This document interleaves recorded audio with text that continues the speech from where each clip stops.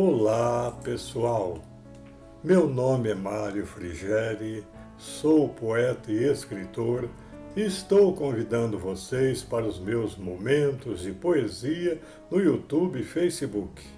Serão mais de 500 poemas e mensagens, meus e de outros poetas, interpretados com muito carinho para iluminar o seu coração. Venham comigo! E não deixem de ver o vídeo até o fim, porque no final vamos contar um sonho que tivemos recentemente com Alziro Zarur e que nos deixou um pouco preocupado. Da Caverna à Vida Eterna 5. Esta série de vídeos que iniciamos recentemente contém nossas respostas às perguntas formuladas por críticos, formadores de opinião e leitores de nosso livro O Homem da Caverna à Vida Eterna, lançado em 2019 pela editora Elevação de São Paulo. Esse livro trata da evolução universal como um todo, bem como da origem e finalidade tanto do espírito quanto do homem, assim como das espécies animais existentes em nosso mundo. Procuraremos ser breve, direto e claro em nossas respostas para que o amigo internauta vá direto ao âmago do problema. A fim de manter a privacidade dos que nos honraram com suas perguntas, daremos apenas o seu primeiro nome. A obra encontra-se à venda no site da Amazon. Dito isto, vamos às perguntas. Da Caverna à Vida Eterna 5. Pergunta número 16. No capítulo 13 de seu livro, o Senhor fala sobre Adão e Eva, esse casal que, segundo a Bíblia Sagrada, teria dado início à nossa humanidade. Poderia desenvolver o tema e explicar como foi possível tantas etnias diferentes descenderem de um único casal? Rosana S.B. Resposta. Para entender a Bíblia Sagrada, é preciso, em primeiro lugar, levantar o véu providencial que cobre a letra de seus enunciados. Sem essa providência, o intérprete irá cair na interpretação literal que conduz a verdadeiras absurdidades. Adão e Eva são um símbolo empregado por Moisés no Pentateuco para explicar a origem da humanidade e, quem sabe, ao dizer inteligentemente que todo mundo procedeu de um só casal, o legislador hebreu teve por meta despertar raças e povos de todas as nações para a necessidade de sua irmanação e unificação. A doutrina do Consolador vai mais longe, pegando o gancho do pensamento mosaico e desenvolvendo-o, revela que esse casal simboliza grandes imigrações de colônias de espíritos que vieram para a Terra em exílio, procedentes de vários planetas, a fim de resgatar débitos contraídos em seus orbes de origem. Quando chegaram a nosso planeta, a Terra já era povoada havia muitos milênios por povos primitivos, assim como a América já era povoada por índios quando aqui chegaram os europeus. Fatos geológicos e observações antropológicas confirmam que os povos surgiram simultaneamente em vários lugares da Terra. Mas, agora perguntamos nós, de onde vieram esses povos primitivos sobre os quais desceram reencarnando essas falanges do infinito? Sua origem é explicada de forma minuciosa em nosso livro, com amplo embasamento doutrinário, e, por sua complexidade, ficaria difícil estender-nos aqui sobre esse ponto.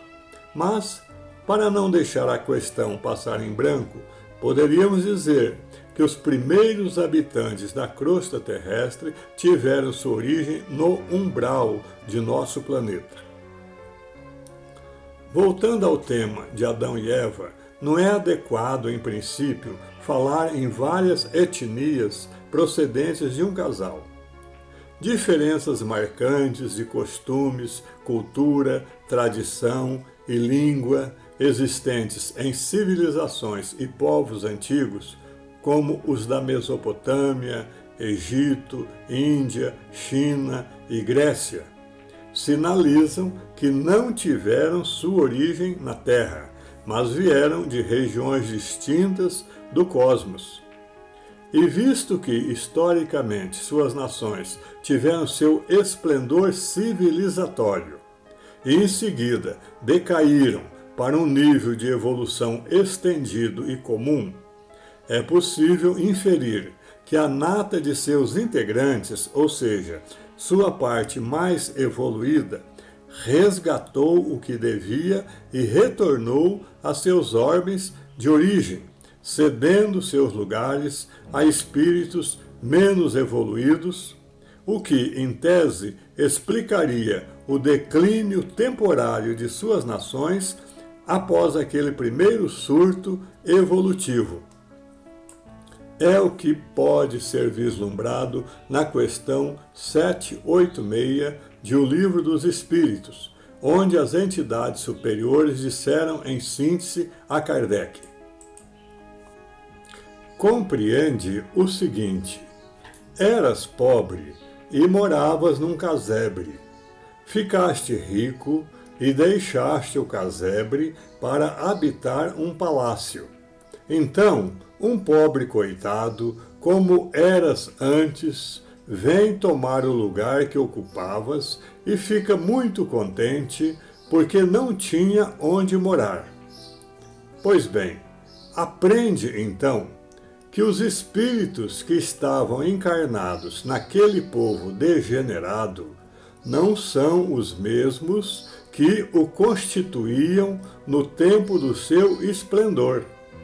Estes, mais adiantados, passaram para habitações mais perfeitas e continuaram progredindo, enquanto aqueles menos adiantados tomaram o lugar que ficara vago e que também, por seu turno, terão um dia que deixar. Como fica bem evidenciado em nosso livro, as raças que vieram para a Terra procederam de regiões distintas do infinito, nas ocasiões em que ocorrem aquelas migrações planetárias estabelecidas pela lei divina, e deram origem entre nós a vários povos nos mais diversos continentes. Não foi necessário, portanto, que um único casal desse origem a etnias tão diversificadas, o que, se tivesse ocorrido, estaria contrariando as leis da hereditariedade estabelecidas pela genética neste mundo. Além disso, para evidenciar a simbologia, até meio infantil, empregada por Moisés, basta dizer que, no princípio, só havia 4 pessoas na face da terra: Adão, Eva e seus 2 filhos, Caim e Abel. Caim matou Abel, tornando-se o primeiro homicida da história, e, amaldiçoado por Deus, fugiu de sua presença e foi habitar na terra de Nod, ao oriente do Éden, onde se casou e gerou descendentes. Mas casou-se com quem, se a única mulher do mundo era Eva? Essa é uma pergunta que não tem resposta para os que acreditam que a humanidade realmente tenha começado de um único casal. Além disso, a própria Bíblia informa que Caim tinha conhecimento da existência de outras pessoas na face da terra. Como vemos no livro de Moisés, intitulado Gênesis, capítulo 5, quando Deus amaldiçoou Caim, dizendo que ele seria fugitivo e errante sobre a terra, Caim reclamou, argumentando que com essa maldição, quem o encontrasse o mataria. E o Senhor, confirmando que outras pessoas fora do Éden realmente poderiam matá-lo, lhe disse: qualquer que matar a Caim será vingado 7 vezes. E, diz a Bíblia, Deus pôs um selo em Caim para que não o ferisse de morte quem quer que o encontrasse. Vemos assim que a terra já era povoada no tempo de Adão. Pergunta número 17. No capítulo 3º de seu livro, o Senhor afirma que esta nossa casa planetária chamada Terra alcançará um dia o estágio de mundo celeste ou divino. Os fatos parecem contrariar essa afirmativa, porque o mundo parece que está dando marcha a ré, e hoje algumas nações têm poder bélico para destruir a Terra várias vezes. O Senhor tem acompanhado ultimamente o jogo de poder geopolítico das nações? Alcino P.A. Resposta. Ao tratar dos vários graus em que se encontram os planetas em sua marcha evolutiva, Kardec estabelece uma classificação bem apropriada à nossa compreensão em seu livro O Evangelho segundo o Espiritismo, no capítulo 3º. Diz ele, abre aspas, embora não se possa fazer uma classificação absoluta dos diferentes mundos, pode-se, todavia, tomando por base os matizes mais salientes de cada um, dividi-los de modo geral em 5 categorias. Primeira, mundos primitivos, destinados às primeiras encarnações da alma humana. Segunda, mundos de provas e expiação, onde o mal predomina. Terceira, mundos de regeneração, nos quais as almas continuam a se purificar, mas recebem novas forças, repousando das fadigas da luta. Quarta, mundos felizes, onde o bem se sobrepõe ao mal. E, finalmente, quinta, mundos celestes ou divinos, que são a morada dos espíritos puros, onde reina exclusivamente o bem. A Terra pertence à segunda categoria, a dos mundos de provas e expiação, razão porque aí o homem está exposto a tantas misérias. Fecha as aspas. Em nosso livro As 7 Esferas da Terra, publicado pela FEB, fazemos uma breve explanação sobre a crosta terrestre, que é a terceira esfera habitada pelos homens. Quando fala da Terra, Kardec refere-se a esta esfera humana, que já passou pela primeira fase, que é a fase primitiva. Encontra-se atualmente no segundo estágio de provas e expiações. Passará sucessivamente pelos terceiro e quarto estágios de mundo de regeneração e mundo feliz. E finalmente chegará ao quinto, denominado de mundo celeste ou divino. Isto porque essa é uma programação proveniente de planos superiores, com o objetivo de levar os espíritos gradativamente à perfeição e à sublimação.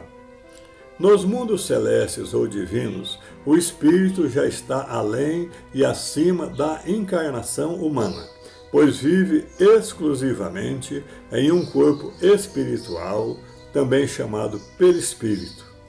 Nesses mundos, diz a nossa doutrina, a morte nada mais tem dos horrores da putrefação do corpo. Diz mais a doutrina do Consolador, Abre aspas. No vosso mundo precisais do mal para sentirdes o bem, da noite para admirardes a luz, da doença para apreciardes a saúde. Mas nos mundos superiores não há necessidade desses contrastes. A eterna luz, a eterna beleza, a paz eterna da alma proporcionam eterna alegria, que não é perturbada nem pelas angústias da vida material, nem pelo contato dos espíritos maus que lá não têm acesso. Eis o que o espírito humano tem maior dificuldade em compreender. O homem foi engenhoso para pintar os tormentos do inferno, mas nunca foi capaz de imaginar as alegrias do céu. Por quê? Porque, sendo inferior e só tendo experimentado dores e misérias, jamais vislumbrou as claridades do reino celestial. Por isso, só pode falar dos mundos inferiores, que são os que ele conhece. Fecha as aspas. Essa é a predestinação de todos os orbes que giram pelo universo, ou seja, progredir continuamente até levar suas humanidades à perfeição. Deus estabeleceu assim, e é assim que vai acontecer. Agora, quanto à sua pergunta, se estamos acompanhando o perigoso jogo de poder das nações atuais, que querem engolir umas às outras, a nossa resposta é sim, estamos acompanhando, mas um pouco de longe, a fim de não nos afastarmos do pequeno trato de terra que Deus nos deu para cultivar. Se você é uma pessoa antenada com as coisas que realmente têm importância para a nossa vida, e se, por hipótese, tivesse vivido no tempo de Jesus, a quem você daria mais atenção? Ao que o Cristo estava ensinando ou ao que os poderosos da época, como Pilatos, Herodes e César, estavam tramando? É claro que você daria atenção quase que exclusiva a Jesus. Pois bem, é exatamente o que nós procuramos fazer hoje. Procuramos acompanhar com binóculo o que os homens fazem e com microscópio o que Jesus manda seus mensageiros nos ensinar. Porque são esses ensinamentos que vão prevalecer, como prevaleceu a doutrina do Cristo, e não o que os homens tramam em sua política corrupta e que ficará reduzida a pó na esteira do tempo. Como diz o salmista, se o Senhor não guardar a cidade, em vão vigia a sentinela. Pergunta número 18.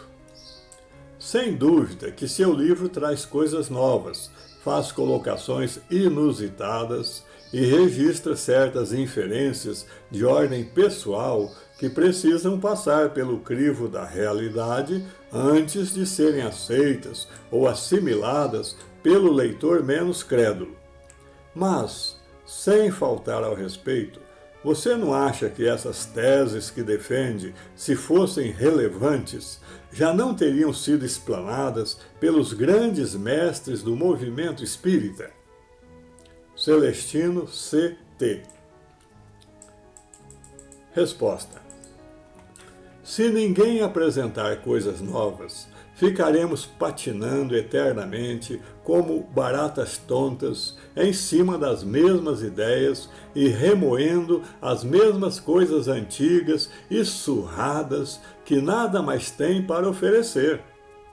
Estamos entediados de ler mais do mesmo, escrito por nossos comentadores da atualidade. Com a devida vênia, há em nosso meio, na revista, no rádio, na TV, na web, nas redes sociais, há em nosso meio muito blá blá blá doutrinário que mais anestesia a mente do que esclarece. e essa algaravia toda nos parece mais um bando de periquitos numa lavoura de milho verde. Por isso, preferimos responder respeitosamente a sua pergunta com uma anedota que vem muito bem a propósito. Um beneditino, um dominicano, um franciscano e um jesuíta estavam rezando salmos quando de repente a luz se apagou. O beneditino quis continuar as orações que ele sabia de cor.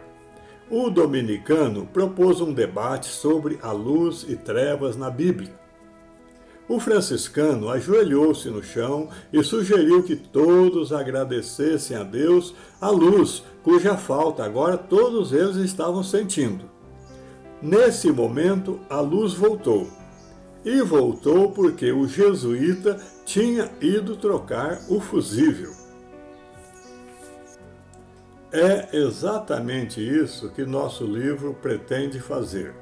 Trocar alguns fusíveis queimados que existem na mente dos homens da ciência, da filosofia e da religião, a fim de que possam dar passagem à corrente elétrica, possibilitando clarear um pouco as trevas gerais que nos obscurecem a visão. E dizemos isso sem intuito de ofensa a quem quer que seja, mas respeitando sempre o livre-arbítrio de cada um. Somos apenas uma voz que se ergue do pó da terra para falar aos que passam apressados com o celular no ouvido. Por isso, pedimos humildemente a nossos leitores e ouvintes o benefício da dúvida, se é que nos possa ser concedido esse direito, e esperamos que não seja pedir demais. Caros amigos internautas, estou confeccionando este vídeo no dia 6 de outubro de 2021, uma quarta-feira. E eu tive um sonho muito significativo nesta madrugada. É muito raro sonhar com Alziro Zarur, mas sonhei novamente com ele, após mais de um ano desde a última vez que isso aconteceu, como relatei na área de apresentação de meu vídeo intitulado Brasil Verde e Amarelo, Poema do Brasileirinho, postado em setembro de 2020. O sonho de hoje foi maravilhoso e um pouco deprimente ao mesmo tempo. Parecia um cenário meio apocalíptico ocorrido no futuro. Zarur tinha o aspecto do arcanjo Miguel e estava voltando triunfante de um campo de batalha ocorrido entre as nações. Encontrava-se muito ferido, inclusive com um profundo corte que ia do braço ao antebraço. Não obstante isso, estava feliz e muito aclamado pelas multidões que o vieram recepcionar. Formou-se em torno dele um amplo círculo de antigos companheiros de luta dos tempos em que ele comandava na terra a sua gloriosa LBV. Lembro-me de encontrar-me nesse círculo, mas sentindo-me meio deslocado em face do entusiasmo dos demais. Todos vibravam de alegria e aclamavam em uma só voz, enquanto Alziro Zarur, do centro da multidão, ia fazendo a cada um dos que formavam esse círculo mais próximo a seguinte pergunta: o quanto você está comigo? E cada um levantava a mão como que para dizer presente e respondia: 100%, presidente. Quando chegou a minha vez, ele me fez a mesma pergunta e eu dei a mesma resposta que todos deram. Mas o que ele disse, num certo tom de censura, me surpreendeu. e me deixou um pouco envergonhado pelo fato de tê-lo dito publicamente. Ele disse o seguinte, abre aspas, desta vez eu vou ser diferente com você e espero que você não fique magoado, fecha as aspas. Nesse ponto, o sonho foi se apagando.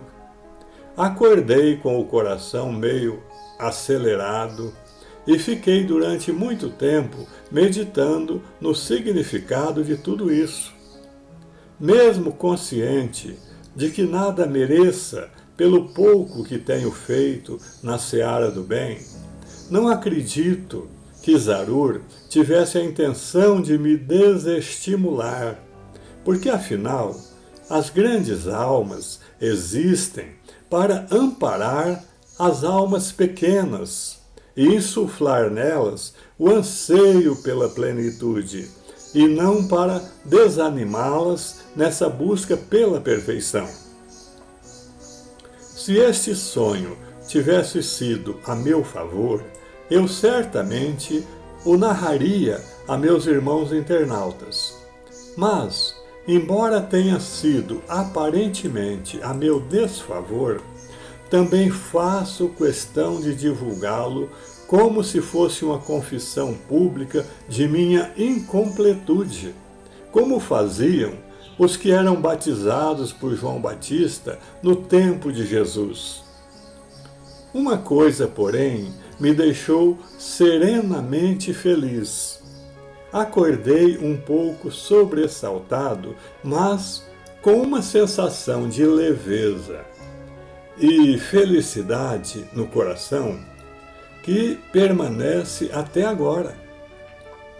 Era um sonho para me deixar meio desencantado pelas palavras que ouvi, mas, como num paradoxo, me deixou estranhamente feliz. E eu, sinceramente, acredito mais no que sinto do que no que ouço. Como não sei explicar esse tipo de contradição, deixo aqui o relato de como tudo aconteceu como testemunho de minha mais crua sinceridade. Talvez no futuro, quando não mais estiver sob as névoas da encarnação, eu possa vir a compreender tudo isso. Até lá, que Deus tenha misericórdia de cada um de nós. É isso. Espero que vocês tenham gostado. Obrigado por assistir a nossos vídeos. Não se esqueça de deixar seu like, inscreva-se e acione o sininho para receber em primeira mão os próximos poemas. Um grande abraço e muita paz.